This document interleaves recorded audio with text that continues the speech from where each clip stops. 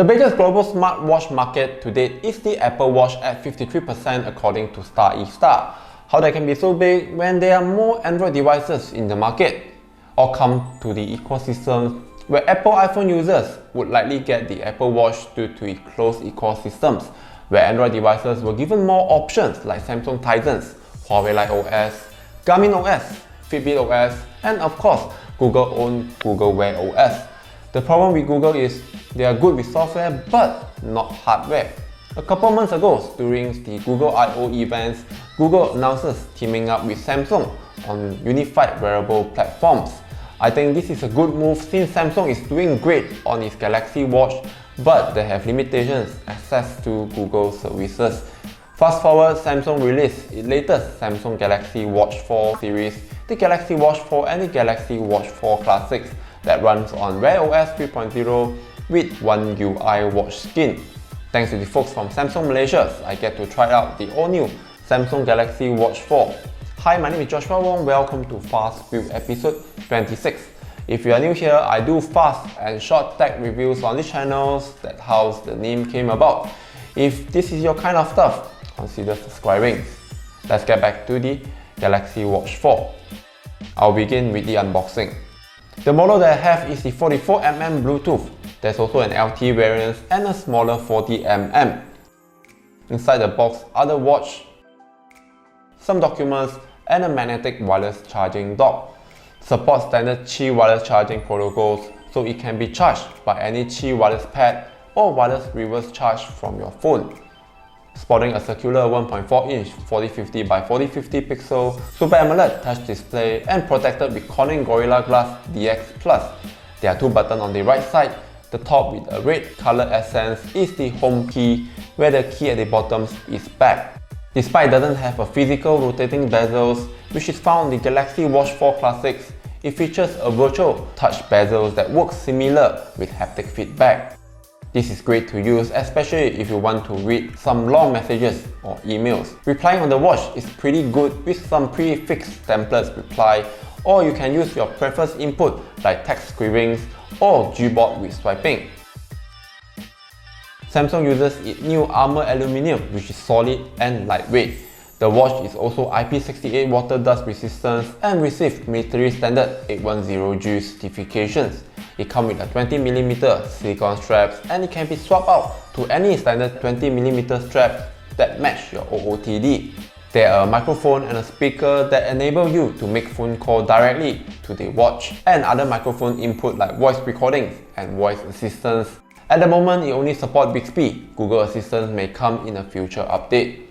Well, on the back of the watch is the Samsung BioActive sensor, a new 3-in-1 sensor with optical heart rate, electrical heart or ECG, and a new bioelectrical impedance analysis. Yes, the expensive bulky equipment that is found at some gym center to track your workout progress. There are a total of 2400 data points collected from your wrist with just 2 finger touchings on the home and back key. With the advanced sensors, for the first time, you can calculate your body compositions by offering an in-depth key measurements of your body, like skeletal muscle, basal metabolic rates, body waters, and body fat percentage. I do not have any machines to compare how accurate they are, but according to Michael Josh from Gadget Match, the results are pretty impressive and close to the actual BIA machines.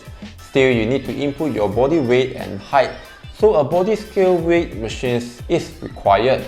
Sleep tracking has been further improved with continuous SpO2 monitoring and advanced sleep scorings that provide more insight to improve your quality of sleep.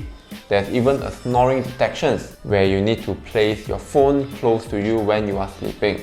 For information, blood pressures and ECG features are not available yet in Malaysia. To take note, the Galaxy Watch 4 is not a medical device and is not intended for use in any medical treatments or preventions of disease. Since it's run on Google Wear OS, you get access to the Google Play Store for watch, meaning you can have more apps on your watch like Google Maps, YouTube Music, Strava, Adidas, Spotify, and many more. You also get a variety of watch faces too, and a lot of them are highly customizable to your needs. Because it's a Samsung Galaxy Watch, Samsung Pay is enabled on this watch, so you don't need to carry around your plastic cards.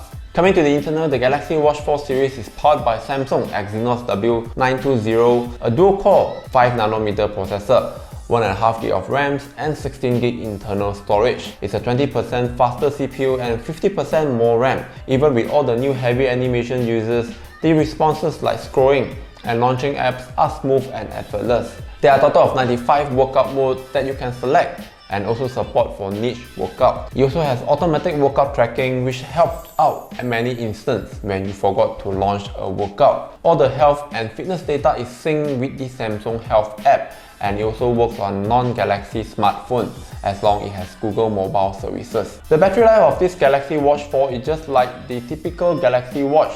The 361mAh battery offers close to 36 hours of use in a single charge with casual use and measure heart rate every 10 minutes while still.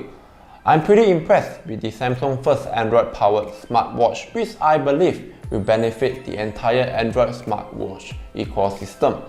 The Galaxy Watch 4 is priced from 899 ringgit, which is incredible value for money with all the great new features and access to Android libraries of apps.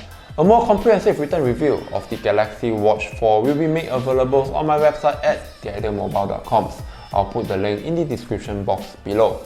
Thank you for watching. Do give me a thumbs up if you like these videos. I hope to see you at the next one.